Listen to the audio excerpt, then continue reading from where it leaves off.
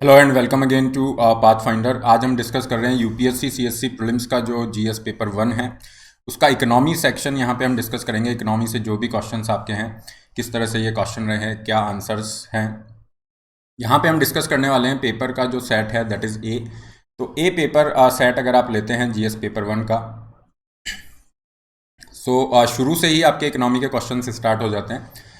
तो first question जो आपको ये मिला है, ये आरबीआई की तरफ से ये क्वेश्चन यहाँ पे देखने को मिल रहा है, और गवर्नर को लेके कुछ इश्यूज बीच में हुए थे, तो उसी के रिगार्डिंग ये क्वेश्चन आप देख सकते हैं। द स्टेटमेंट इज दैट जो आरबीआई गवर्नर होते हैं अपॉइंट किए जाते हैं सेंट्रल गवर्नमेंट के द्वारा। सेकेंड ऑप्शन है certain provisions in the constitution of India. तो इंडियन कॉन्स्टिट्यूशन में कुछ प्रोविजन दिए गए हैं जिसके रिगार्डिंग ये डायरेक्शन दी जा सकती है। तो देखिए आरबीआई का जो पूरा एस्टेब्लिशमेंट है, एक तो आरबीआई कॉन्स्टिट्यूशनल बॉडी नहीं है, कॉन्स्टिट्यूशनल बॉडी नहीं है, तो इसके अंदर ये स्टेटमेंट वैसे भी रॉन्ग हो जाएगा। और आप देखेंगे तो आरबीआई जब आप पढ़ते हैं तो डेफिनेटली आरबीआई एक्ट को हम यहाँ पे पढ़ते हैं। आरबीआई एक्ट इज़ देयर, और इसका I think section 7 was there, जिसको लेके हाईकोर्ट के अंदर कुछ कंट्रोवर्सी भी थी। तो सेकंड स्टेटमेंट को अगर आप एलिमिनेट कर देते हैं, ऑप्शन की तरफ जाते हैं, तो आपको आंसर मिल जाएगा। ओके, क्योंकि जैसे ही सेकंड स्टेटमेंट गलत होता है तो आप इसे एलिमिनेट कर दीजिए, बी को एलिमिनेट कर दीजिए, डी को एलिमिनेट कर दीजिए, तो आपके पास आंसर आ जाता है C. And the governor of RBI draws his power from the RBI act. बहुत ही बेसिक चीज़ है। ओके, तो इजीली इसे कर सकते हैं, एक इजी लेवल पे आप क्वेश्चन को देख पाएंगे। नेक्स्ट जो यहाँ पे है, दैट इज़ थोड़ा सा ये ट्रिकी क्वेश्चन आपको देखने को मिलेगा। द कैजुअल वर्कर्स जो है इंडिया के अंदर एम्प्लॉयड है, उसको लेके कुछ स्टेटमेंट दिए गए हैं। कैजुअल वर्कर कौन होते हैं? कैजुअल वर्कर मतलब जिनको कोई परमानेंट एम्प्लॉयमेंट नहीं है, जैसे कंस्ट्रक्शन वर्कर है, एग्रीकल्चर में कोई लेबरर है, जब ज़रूरत हुई तब आपने काम पे बुला लिया, अदरवाइज आपने मना कर दिया। तो यहाँ पे जो फर्स्ट स्टेटमेंट है, all casual workers are entitled for employment provident fund coverage. तो यहाँ पे इनको दिया गया था, स्पेशली कोर्ट की तरफ से भी ये डायरेक्शन था कि हाँ, इनको ये प्रोविडेंट फंड कवरेज के अंदर दिया जाएगा। तो first statement is right. Second statement को आप थोड़ा सा ध्यान से पढ़िए, यहाँ पे लिखा हुआ है all casual workers are entitled for regular working hours and overtime payment. अब अगर आपने इकोनॉमी की एनसीईआरटी पढ़ी हुई है तो डेफिनेटली इस स्टेटमेंट को आप एलिमिनेट कर सकते हैं, क्योंकि यहाँ पे ऑल लिखा हुआ है। तो कैजुअल वर्कर के पास में कोई परमानेंट नहीं होता है ऐसा। जब भी उनको काम पे होता है तब बुलाते हैं, ओवर टाइम कराया तो ज़रूरी नहीं है पेमेंट दिया जाएगा, कई बार नहीं भी दिया जाता। तो यहाँ पे डेफिनेटली ये जो स्टेटमेंट है, this should be wrong because of this all thing, है ना। तो सेकंड स्टेटमेंट को आप यहाँ पे एलिमिनेट कर देंगे। थर्ड स्टेटमेंट है, दैट इज़ राइट, कि हाँ गवर्नमेंट स्पेसिफाई करती है, कई बार करे हैं गवर्नमेंट ने। माइग्रेंट वर्कर क्राइसिस है, उससे भी आप इसको लिंक करके देख सकते हैं।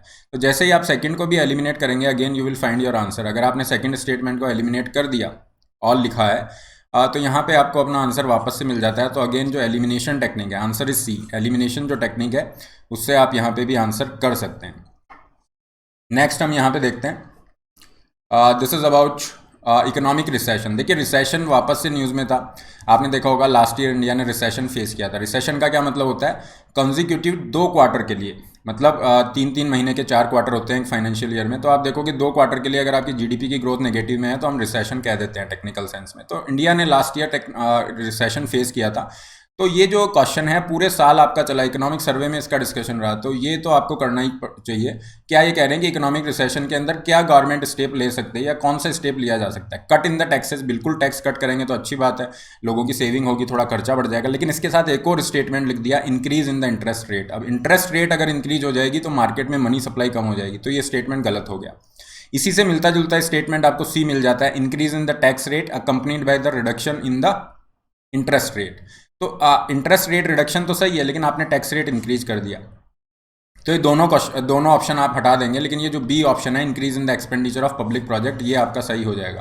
क्योंकि गवर्नमेंट ने किया क्या है, गवर्नमेंट ने आत्मनिर्भर भारत अभियान के थ्रू स्पेंडिंग ही तो इंक्रीज की है, नए नए प्रोजेक्ट, इंफ्रास्ट्रक्चर प्रोजेक्ट, ताकि गवर्नमेंट अगर स्पेंड करेगी, मार्केट में डिमांड बढ़ेगी तो फिर वापस से कंपनियां प्रोडक्शन करेगी और हम रिसेशनरी साइकिल से बाहर आ पाएंगे। तो बहुत ही बेसिक क्वेश्चन था, हर जगह पे इसको डिस्कस किया गया, इवन हमारे कई वीडियो में जो डेली करंट अफेयर्स हैं वहाँ पे भी डिस्कस किया गया था। So answer is B, easy question माना जाएगा। नेक्स्ट है ये थोड़ा सा आपका जो है माइक्रो से भी आप देख सकते हैं, माइक्रो इकोनॉमिक्स, या फिर आप कॉमन सेंस भी यूज़ करेंगे, then after you can definitely answer this question. क्या यहाँ पे कहा जा रहा है? Other things remain unchanged, market demand for the good might increase. कोई भी जो गुड है, कोई भी जो सामान है, उसकी मार्केट डिमांड इंक्रीज हो सकती है कब? 4 ऑप्शन दिए गए हैं। यहाँ पे अगर आप देखेंगे एक ऑप्शन लिखा गया है, ये देखिए, price of it's substitute increase. अगर इसके सब्सटीट्यूट की प्राइस इंक्रीज होती है, यस, पॉसिबिलिटी है, चांसेस हैं कि इसकी प्राइस इंक्रीज होगी। Price of its complement increases, तो इसके कॉम्प्लीमेंट की प्राइस अगर इंक्रीज होती है तो इसकी डिमांड जरूरी नहीं है इंक्रीज होगी, डिक्रीज होनी चाहिए। फॉर एग्जांपल गाड़ी है, पेट्रोल की प्राइसेस इंक्रीज होती जा रही है। तो अगर पेट्रोल मान लीजिए सस्ता हो जाता है, आज 50 रुपये हो जाता है, तो आप देखेंगे गाड़ियों की जो डिमांड है एकदम से बढ़ जाएगी। अगर पेट्रोल महंगा होता जाएगा, पेट्रोल की गाड़ियों की डिमांड कम होती जाएगी।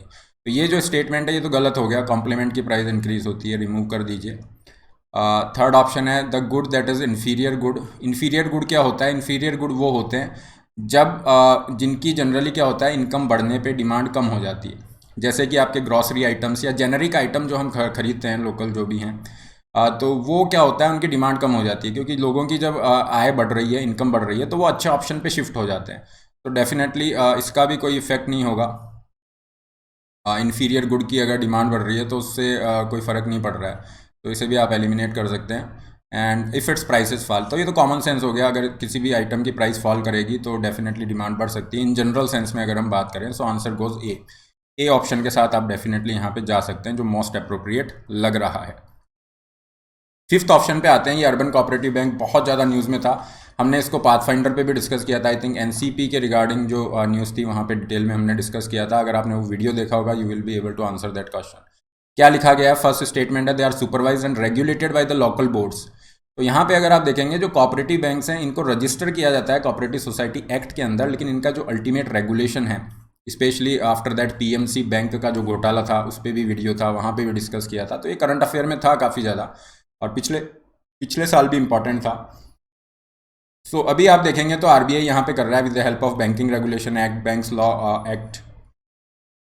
तो जो फर्स्ट स्टेटमेंट है that should not be right, और यहाँ पे आप अगर फर्स्ट स्टेटमेंट को एलिमिनेट कर देते हो, again you can get the answer. अगर आप ऑप्शन पे जाते हैं, अगर आप 2-3 ऑप्शन की तरफ भी नहीं बढ़ते हैं, तो भी आपको अपना आंसर मिल रहा है। लेकिन अगर हम ऑप्शन 2 देखते हैं, they can issue the equity share and preferential shares, तो अभी आरबीआई ने यहाँ पे कुछ अमेंडमेंट किए थे कॉपरेटिव्स को लेके, वहाँ पे उनको अलाउ कर दिया था कि हाँ, ये इक्विटी शेयर्स और ये कर सकते हैं ना, they are both under the purview of banking regulation act. तो ये तो डायरेक्ट है, यहाँ पे लिखा हुआ है, तो option third is right. Second third right है, बी आंसर हो जाएगा। तो अगेन न्यूज़ में था, एक्सपेक्टेड क्वेश्चन था, काफ़ी टाइम से हम देख रहे थे। नेक्स्ट है आपका इंडियन गवर्नमेंट बॉन्ड यील्ड्स। अब ये बॉन्ड यील्ड इतना ज़्यादा न्यूज़ में रहा, हमने डिस्कस भी किया था, and you must have definitely watched this video, यहाँ पे भी कवर है, अगर आपने ये देखा होगा पाथफाइंडर पे, you can definitely answer this question. Bond yield में क्या होता है? मान लीजिए कोई भी जो बॉन्ड है 100 रुपीज़ का है, और उस पर 5% का, ये इशू प्राइस है बॉन्ड की 100 रुपये का, और उस पर 5% का आपको मिल रहा है इंटरेस्ट, तो आपको 5 रुपये का रिटर्न मिल गया, 5 रुपये का रिटर्न मिल गया। लेकिन बॉन्ड की अगर आपकी डिमांड बढ़ रही है, मान लीजिए 200 रुपये डिमांड हो जाती है, तो फेस वैल्यू पे इंटरेस्ट जो मिल रहा है वो 5 रुपये ही आपको मिल रहा है। तो यहाँ पे रिटर्न कितना हुआ? रिटर्न 2.5% ही होगा, क्योंकि 100 रुपये का 5 रुपये जो है वो 100 रुपये का 5% है, लेकिन 5 रुपये 200 रुपये का 2.5% ही है। तो ये जो बॉन्ड यील्ड है ये कम हो गई। क्यों कम हो गई? क्योंकि आपके बॉन्ड के प्राइसेस बढ़ गए। तो इनमें क्या होता है? इन्वर्स रिलेशनशिप होता है, as the prices of the bond goes up the yield falls. ये बेसिक चीज़ें हैं, और बॉन्ड की प्राइसेस आपकी जो है काफ़ी सारी चीज़ों पे डिपेंड करती है। फॉर एग्जांपल, जो फेडरल रिजर्व है, जैसे इंडिया में आरबीआई सेंट्रल बैंक है, वैसे यूएसए के अंदर जो सेंट्रल बैंक का काम है वो फेडरल रिजर्व देखता है। तो उसके जो भी एक्शंस होते हैं वो पूरे ग्लोबल लेवल पे सारे जगह पे इम्पैक्ट करेगा। तो डेफिनेटली इंडिया में भी इम्पैक्ट होंगी bond yields. Action of the RBI definitely होता है, ये जीसैप में भी हमने डिस्कस किया था। मतलब इस बॉन्ड यील्ड पे 3-4 वीडियो हमने डिस्कस किए हुए हैं, जहाँ से inflation, short term interest rate definitely इसको इम्पैक्ट करेंगे। तो सारे ये ऑप्शन सही हो जाएंगे, D is the right answer. Bond yield again एक एक्सपेक्टेड क्वेश्चन था। अगर आपको बॉन्ड यील्ड का कॉन्सेप्ट पढ़ने में डिफिकल्टी हो रही है, यू कैन डेफिनेटली। नेक्स्ट आते हैं, ये बहुत इजी है आपका, डिवैल्यूएशन ऑफ ए करेंसी। इसका इफेक्ट क्या होगा? देखिए, डिवैल्यूएशन का मतलब क्या होता है? डिवैल्यूएशन का मतलब है, फॉर एग्जांपल $1 इज देयर, और इसे आप देखेंगे आज अगर 73-74 रुपये के बराबर है। अब इसका एक होता है डेप्रिसिएशन, मतलब इसकी वैल्यू जो है गिरना स्टार्ट हो गया, 80 रुपये पे हो गया, तो ये हो गया डेप्रिसिएशन। अगर ऑफिशियल लेवल पे किया गया, मतलब आरबीआई या कोई भी सरकार करेगी, गवर्नमेंट करेगी, तो वो उसे हम उसी डेप्रिसिएशन को हम डिवैल्यूएशन का नाम दे देंगे। और ये डिवैल्यूएशन वर्ड बहुत बार न्यूज़ में रहा, I think more than 5 to 10 times ये न्यूज़ में रहा है, क्योंकि चाइना के लेके हमेशा ये कंसर्न रहता है, चाइना अपनी करेंसी को डिवैल्यूएट कर रहा है। क्यों? क्योंकि इसके एक्सपोर्ट जो होंगे वो बहुत ज़्यादा कॉम्पिटिटिव हो जाएंगे। और कई बार हमने जो न्यूज़ एनालिसिस होता है डेली आपका न्यूज़ एनालिसिस, वहाँ पे हमने डिस्कस किया है कि किस तरह से अपने एक्सपोर्ट को एडवांटेज देने के लिए यूएसए ने काफ़ी एलिगेशन लगाया कि आप जो है डिवैल्यूएशन कर रखा है अपने करेंसी का। तो यहाँ पे अगर आप ऑप्शन देखते हैं increase the foreign value, first option देखते हैं improve the competitiveness of the domestic export, तो इसके साथ आप जा सकते हैं, first is the right answer. Second option है increase the foreign value of domestic currency, तो यहाँ पे इंक्रीज कहाँ पे हो रही है? ये तो डिक्रीज हो रही है ना, आपकी जो डेप्रिसिएशन या डिवैल्यूएशन होता है उसमें आपका डिक्रीज होता है, तो ये तो आउटराइटली आपका गलत हो जाएगा। Improve the trade balance, not necessarily, है ना, नॉट नेसेसरली, जरूरी नहीं है यहाँ पे। और आपको 1 के साथ 3 का कोई कॉम्बिनेशन भी नहीं दिया गया, 1 and 3 कॉम्बिनेशन भी नहीं है, तो कोई कंफ्यूज होने की जरूरत नहीं है, इसमें ए आंसर चला जाएगा। नेक्स्ट हम आते हैं which of the following effect creation of black money. अब ब्लैक मनी इतना न्यूज़ में और रहता ही है, अभी आपके स्पेशली पेंडोरा पेपर के रिगार्डिंग भी वापस से चर्चा में आ गया है। तो ब्लैक मनी को लेके क्या क्या गवर्नमेंट की वरीज हो सकती हैं? डाइवर्जन ऑफ रिसोर्सेज की, रिसोर्स का डाइवर्जन हो रहा है लग्जरी ये सब खरीदने के लिए, मे भी हो सकता है वरी। लेकिन यहाँ पे पूछा गया है मेन कॉज ऑफ वरी, मुख्य आपकी चिंता क्या है? तो ब्लैक मनी को लेके आपको ध्यान होगा कि हाँ टैक्स की चोरी हो रही है, सरकार को जो टैक्स मिलना चाहिए वो टैक्स नहीं दिया जा रहा है, आपने उस पैसे को टैक्स बचा के कहीं पे लगा दिया और गवर्नमेंट को जो टैक्स मिलता है वो नहीं मिल रहा है, ये सबसे बड़ा मुद्दा रहता है। तो इस ऑप्शन को अगर आप तलाशेंगे तो ये डी ऑप्शन मिल जाता है, loss of revenue to the state exchequer, सरकारी खजाने को आपका नुकसान हो रहा है क्योंकि टैक्स लोगों ने चोरी किया है। तो D is the right answer, again easy है आपका। 10th क्वेश्चन अगर आप देखेंगे मोस्ट इन्फ्लेशनरी, तो ये क्वेश्चन जो है एक रिपीट क्वेश्चन है, अगर आपने यूपीएससी के प्रीवियस ईयर क्वेश्चन करे हैं बहुत बार, इस क्वेश्चन को हमने स्पेशल क्लास जो आपकी फ्री क्लास होती है वहाँ पे भी करा है। मोस्ट इन्फ्लेशनरी क्या होता है? अगेन मतलब सबसे ज़्यादा जो इन्फ्लेशन कॉज करेगा, महंगाई कॉज करेगा। रिपेमेंट ऑफ पब्लिक डेट ये नहीं होगा, बोरोइंग फ्रॉम द पब्लिक हो सकता है कुछ इन्फ्लेशन कॉज करे, बट मोस्ट इन्फ्लेशनरी, सबसे ज़्यादा इन्फ्लेशन कौन कॉज करेगा? तो सबसे ज़्यादा इन्फ्लेशन कॉज करेगा जो नई करेंसी अगर आरबीआई प्रिंट करता है, आरबीआई नई करेंसी को प्रिंट करेगा, तो जो नई करेंसी होती है उसे हम नाम देते हैं मॉनिटरी बेस या फिर एमओ। मॉनिटरी बेस आपका होता है और मॉनिटरी बेस मनी सप्लाई को इंक्रीज करता है। क्यों? क्योंकि मल्टीप्लायर इफेक्ट होता है मनी का। ये चीज़ दी गई है 12th की एनसीईआरटी में और इसको भी हम डिटेल में स्पेशल क्लास में डिस्कस करेंगे, ऑलरेडी हमने किया हुआ है।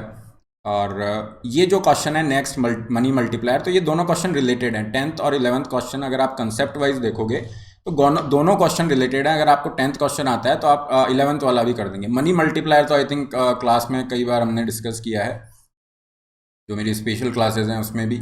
और ये क्वेश्चन आपका बिल्कुल एज इट इज़ है, ऑप्शन भी चेंज नहीं किया, यूपीएससी ने प्रीवियस ईयर क्वेश्चन ऐसा क्या ऐसा चिपका दिया है मनी मल्टीप्लायर का। मनी मल्टीप्लायर का क्या मतलब होता है? मनी मल्टीप्लायर का मतलब है जो आरबीआई नई करेंसी छाप रहा है, अगर आप उसको यहाँ पे लिखते हैं मॉनिटरी बेस के रूप में, ठीक है, और ऊपर लिखते हैं मनी सप्लाई, मनी सप्लाई।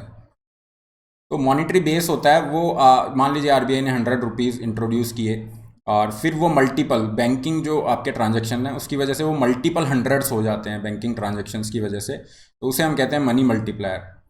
तो ये जो मनी मल्टीप्लायर इफेक्ट होता है ये बैंकिंग हैबिट से इंक्रीज़ होता है। और बाकी अगर आप जो ये रेशोज़ हैं, अगर हम बात करें एसएलआर की या सीआरआर की, ये रेशो अगर आप इंक्रीज़ करोगे तो उतना ही मनी मल्टीप्लायर आपका कम हो जाएगा, बढ़ेगा नहीं, ये कम हो जाएगा। तो ये दोनों ऑप्शन तो गलत हो जाते हैं, क्योंकि अगर आपने रिजर्व रेशो इंक्रीज़ कर दिया, मान लीजिए 100 रुपये किसी आदमी ने बैंक में जमा कराए, इस ए बंदे के पास 100 रुपये थे, इसने बैंक में एसबीआई में जमा करा दिया, ठीक है। अब एसबीआई को रिजर्व में कुछ पैसा रखना है, तो मान लीजिए 10% की रिक्वायरमेंट थी, उसने 90 रुपये रखे। अब 90 रुपये आगे लोन में दे दिया, तो जिसको लोन दिया उसके डिपॉजिट अकाउंट में, लोन अकाउंट में 90 रुपये शो करेगा और जिसने जमा कराया उसके अकाउंट में 100 रुपये शो कर रहा है। तो एक्चुअल में पैसा तो 100 रुपये का ही था, लेकिन वो डिपॉजिट अकाउंट में आपको 190 रुपीज़ दिख रहा है। ये क्यों हो रहा है? बैंकिंग ट्रांजेक्शन्स की वजह से। इसे हम कहते हैं मनी मल्टीप्लायर इफेक्ट। तो अगर ये रिजर्व रेशो बढ़ा दिया जाएगा 10% था, अगर इसको हम मान लीजिए 20% कर देंगे तो यहाँ पे 80 रुपये ही होगा ना, तो ये कम हो जाएगा, ठीक है। और इसी चीज़ को थोड़ा डिटेल में हम कल स्पेशल क्लास है वहाँ पे लेंगे, इसीलिए मैं बार बार मेंशन कर रहा हूँ कि आपकी फ्री स्पेशल क्लासेस रहेंगी जहाँ पे आप इन सब कॉन्सेप्ट्स को डिटेल में हम डिस्कस करने वाले हैं। अगेन एनसीईआरटी से क्वेश्चन है, यू शुड डेफिनेटली आंसर। ये तो बिल्कुल ईजी हो जाएगा, लड्डू हो जाएगा, क्योंकि एज इट इज़ यूपीएससी ने ऐसा क्वेश्चन पूछ दिया है। प्रीवियस ईयर से, ऑप्शन भी चेंज नहीं है। With reference to the demand pull inflation, again inflation से क्वेश्चन है, इजी माना जाएगा। डिमांड पुल इन्फ्लेशन मतलब डिमांड बढ़ने की वजह से जो इन्फ्लेशन महंगाई कॉज हो रही है, वो कॉज हो सकती है क्यों? एक्सपेंशनरी पॉलिसी का मतलब है कि मार्केट में ज़्यादा मनी सप्लाई बढ़ रही है ना। मनी सप्लाई आप बढ़ाओगे तो इन्फ्लेशन तो डेफिनेटली बढ़ेगा, लोगों के पास पैसा जाएगा, डिमांड बढ़ेगी। फिस्कल स्टिमुलस का मतलब होती है गवर्नमेंट ज़्यादा खर्चा कर रही है मार्केट में, तो अगेन वो डिमांड बढ़ाएगा, इन्फ्लेशन बढ़ाएगा। ठीक है, ये 1 और 2 ऑप्शन राइट है। या फिर आप अगर ये 5th ऑप्शन देखते हैं तो आप बहुत ईजी हो जाएगा, राइजिंग द इंटरेस्ट रेट। अगर आप इंटरेस्ट रेट को राइज करते हैं मार्केट में, तो इंटरेस्ट रेट राइज करने से मार्केट में मनी सप्लाई थोड़ी कम होगी, तो इन्फ्लेशन कम हो सकता है। तो इन्फ्लेशन ज़्यादा नहीं होगा, कम हो यहाँ पे ये होगा। तो 5th ऑप्शन को आप अगर एलिमिनेट करते हैं, यहाँ पे एलिमिनेशन मेथड वापस से मैं एम्फेसाइज कर रहा हूँ क्योंकि इससे बहुत सारे आंसर आपके क्लिक हो रहे हैं। यही सीन आईएएस का प्रीलिम्स एग्जामिनेशन 2020 में भी था। तो this is the thing, you got your answer, A is the right answer. 5th को आप एलिमिनेट कर दीजिए क्योंकि ये तो उल्टा होगा। और परचेजिंग पावर बढ़ेगी तो डेफिनेटली इन्फ्लेशन तो बढ़ना ही है, लोगों की स्पेंडिंग कैपेसिटी बढ़ेगी तो वो ज़्यादा डिमांड क्रिएट करेंगे, डिमांड होगी तो महंगाई भी बढ़ेगी। नेक्स्ट आते हैं, ये थोड़ा सा आप टफ साइड पे मेंशन कर सकते हैं। कुछ स्टेटमेंट दिए गए हैं, retail investors to demat account can invest in the, तो ये न्यूज़ में भी था। देखिए जहाँ पे आरबीआई ने कहा था कि हम चाहते हैं कि लोग जो हैं रिटेल इन्वेस्टर, मतलब आप हम लोग भी गवर्नमेंट बॉन्ड में डायरेक्ट इन्वेस्ट कर सकें, तो ये अलाउ कर दिया था आरबीआई ने। तो this statement is right here. Second है the negotiated dealing system order matching is a government security trading platform. Yes, ये ट्रेडिंग प्लेटफॉर्म है जहाँ पे ये सिक्योरिटीज ट्रेड की जाती हैं। Second is also right. Central depository service limited, इसका आईपीओ आया था, आई थिंक 2017 में आया था, और इसको जॉइंटली प्रमोट किया जा रहा है आरबीआई और बीएसई। तो आरबीआई बीएसई अभी एट प्रेजेंट देखोगे तो काफ़ी सारे पब्लिक सेक्टर बैंक यहाँ पे इन्वॉल्व है, काफ़ी सारे पब्लिक सेक्टर बैंक इन्वॉल्व है। तो ये थर्ड स्टेटमेंट रॉन्ग हो जाएगा और आंसर आपका बी चला जाएगा, बी जाएगा आंसर 13th का। नेक्स्ट क्वेश्चन है वाटर क्रेडिट, डायरेक्टली ये करंट अफेयर रिलेटेड आप मान सकते हैं। वाटर क्रेडिट क्या है? एक तरह का एनजीओ है या water.org है। ये क्या करता है? लोगों को माइक्रो फाइनेंस, शॉर्ट टर्म छोटे लोन प्रोवाइड कराता है वाटर रिलेटेड सैनिटेशन सेक्टर में, टॉयलेट फैसिलिटीज़ को इम्प्रूव करने में। तो ये फर्स्ट स्टेटमेंट राइट है। Global initiative launched under the aegis of this and this, तो ये नहीं होगा, ये अपने आप में ये ग्लोबल एनजीओ है water.org, तो इसका इनिशिएटिव है। सेकेंड को एलिमिनेट कर दीजिए, और अगर आप ये सेकंड को एलिमिनेट करते हैं you will get the answer here as well. ये देखिए वापस से एलिमिनेशन से आपको, क्योंकि ये भी गलत हो गया, ये भी हो गया, C is the right answer. 15th पे आते हैं, सेंट्रल बैंक। अगेन ये एक रिपीट कॉन्सेप्ट है, यूपीएससी ऑलरेडी 3-4 बार इस पे क्वेश्चन पूछ चुका है। Lender of last resort NCERT से है, 12th की माइक्रो इकोनॉमी एनसीईआरटी से ये क्वेश्चन है। इसका ट्रेड इंडस्ट्री से कोई लेना देना नहीं है। लेंडर ऑफ लास्ट रिसोर्ट मतलब अगर कोई बैंक है उसको पैसे की ज़रूरत है, जैसा यस बैंक क्राइसिस था 2020 आई थिंक फरवरी मार्च में यस बैंक का क्राइसिस हुआ था, तब भी ये बहुत बात हुई थी लेंडर ऑफ लास्ट रिसोर्ट की। तो second is the right answer. Lender of last resort का मतलब है कोई भी बैंक है उसको अगर पैसे की ज़रूरत है तो वो आरबीआई के पास जा सकता है, बजटरी डेफिसिट वाला नहीं होगा। Second is the right answer.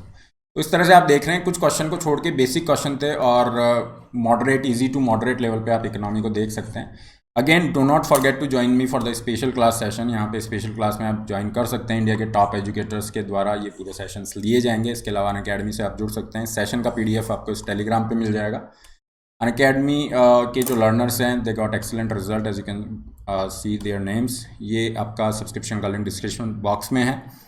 आप अपनी नीड के अकॉर्डिंग प्लान चूज़ कर सकते हैं। Use the code RBLI to गेट 10% extra off and personalise guidance. केवल ऑप्शनल के लिए जा रहे हैं तो ये फीस स्ट्रक्चर है, एंड लोन फैसिलिटी का लिंक भी है। ये फ्री टेस्ट सीरीज आप ले सकते हैं, नए बैचेज स्टार्ट हो रहे हैं जिनमें आप सिलेबस पूरा कर सकते हैं।